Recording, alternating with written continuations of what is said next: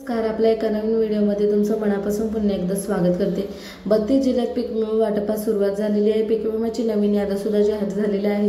त्याचबरोबर ते आपण जिल्ह्यानुसार यादी कोणत्या जिल्ह्यामध्ये किती पीक विमा, त्याचबरोबर ते किती शेतकरी पात्र आहे आणि किती हेक्टरी मिळणार आहे, सगळे अपडेट आपण या ठिकाणी जाणून घेणार आहोत। शेतकरी बांधवांनो, त्या अगोदर तुम्ही जर आपल्या चॅनलवर नवीन असाल, चॅनलला सबस्क्राइब करून घ्या, बेल आयकॉनला क्लिक करा, जेणेकरून व्हिडिओची नोटिफिकेशन येणार आणि तुम्ही फुल वॉच करू शकणार। चला तर मग व्हिडिओला सुरुवात करूया। शेतकरी बांधवांनो, महाराष्ट्र राज्यातील शेतकऱ्यांसाठी एक महत्त्वाची बातमी समोर आली आहे। 2023च्या खरीप हंगामातील पीक विम्याची वाटपाची प्रक्रिया सुरू झाली असून त्यामुळे अनेक शेतकऱ्यांना दिलासा मिळणार आहे। या व्हिडिओच्या माध्यमातून या योजनेबद्दल सविस्तर माहिती आज आपण घेणार आहोत। सध्या राज्यातील 34 जिल्ह्यांमध्ये पीक विमा वाटपाची प्रक्रिया सुरू झाली आहे।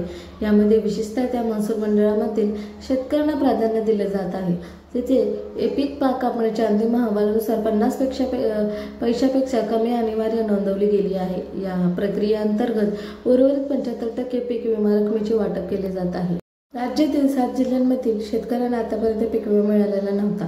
आता या जिल्ह्यामध्ये शेतकऱ्यांनाही पीक विम्याचे मिळण्याचे वाटप सुरू झाले आहे।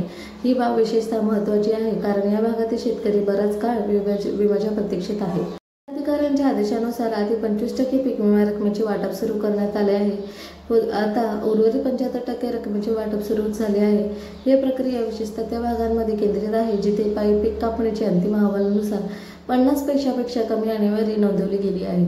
विमा योजना ही शेतकऱ्यांसाठी एक महत्त्वाची सुरक्षा कवच आहे। नैसर्गिक आपत्ती किंवा इतर कारणामुळे पिकांचे नुकसान झाल्यास या योजनेमुळे शेतकऱ्यांना आर्थिक मदत मिळते। त्यामुळे त्यातील पुढील हंगामासाठी तयारी करण्यास मदत होते आणि कर्जाच्या ओझ्यापासून थोडासा दिलासा मिळतो। या योजनेमुळे अनेक शेतकऱ्यांना मोठा दिलासा मिळाला आहे। एका शेतकऱ्याने आपली प्रतिक्रिया व्यक्त करताना सांगितले की पीक विमा मिळाल्यामुळे आमच्या आर्थिक समस्या बऱ्याच प्रमाणात कमी झाल्या आहेत।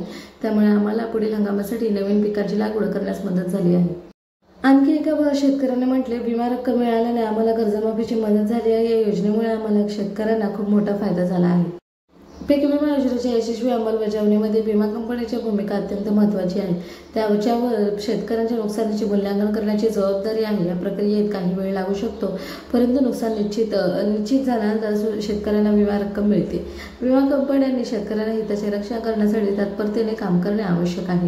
पीक विमा योजनेच्या अंमलबजावणीत अनेक आव्हाने आहेत आणि शेतकऱ्यांना अजूनही विमा रक्कम मिळालेली नाही, तर काहींना फक्त आंशिकच रक्कम मिळाली आहे। या समस्येवरती मात करण्यासाठी शासन निर्णय आणि विमा कंपन्यांनी एकत्रितपणे प्रयत्न करणे गरजेचे आहे।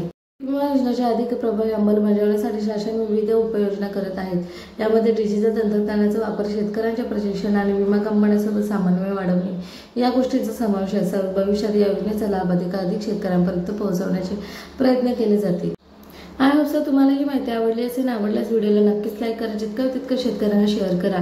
व्हिडिओ आवडल्यास व्हिडिओला नक्कीच लाईक करण्याचा प्रयत्न करा आणि शेतकरी बांधवांनो, या व्यतिरिक्त अजून काही नवीन अपडेट आले नक्कीच तुमच्याशी शेअर करण्याचा प्रयत्न करू। हा व्हिडिओ आता इथेच त्यामध्ये भेटूया पण एका नवीन माहिती शेअर व्हिडिओमध्ये। तोपर्यंत जय हिंद, जय महाराष्ट्र, जय शिवराय, धन्यवाद। Thank you for watching.